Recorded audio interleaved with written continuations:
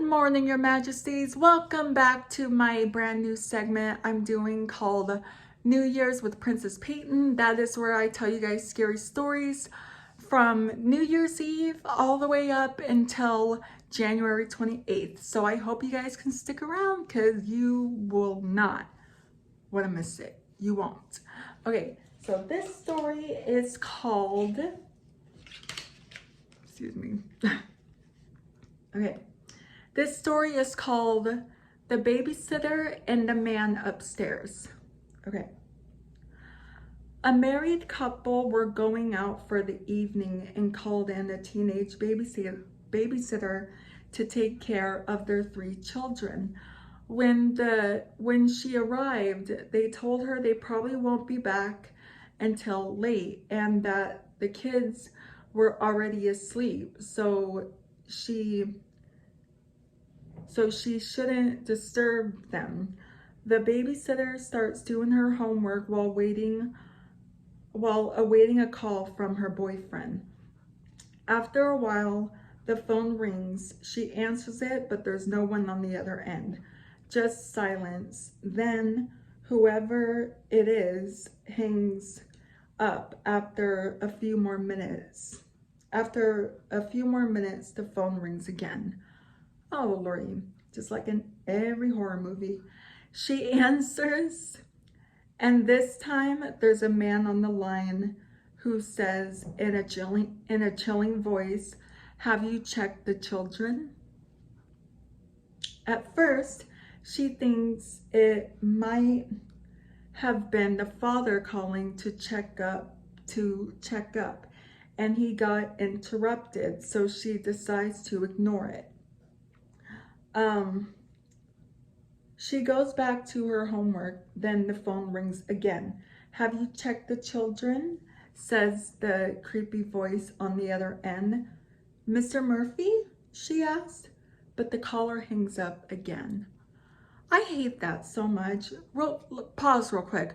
Whenever I get those phone calls, what are they called, where you telemarketers, like you answer it and then they start talking, like you're like hello, then they answer, and then they ask you a question, then you answer, then they hang up. Like, why do you, I swear that's one of my biggest pet peeves.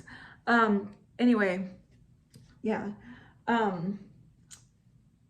So on with the story. She decides to phone the restaurant where the parents said they'd be dining. But when she asks for Mr. Murphy, she is told that he and his wife had left the restaurant 45 minutes earlier. So she calls the police and reports that a stranger has been calling her and hanging up.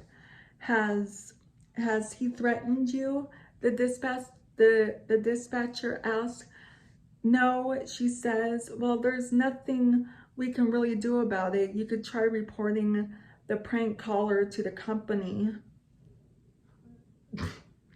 Why wouldn't she lie and say, yeah, he's threatening me? You know, like she could have lied. I mean, God, jeez, man.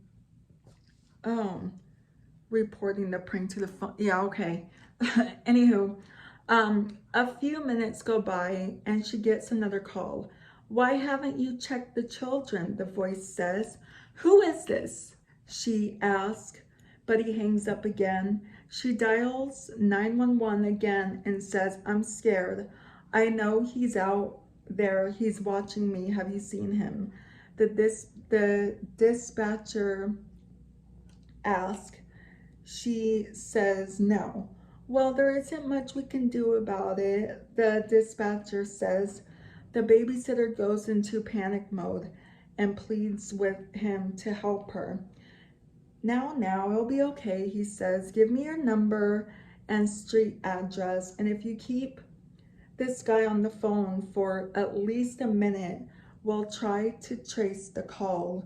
"What was your name again?" Linda."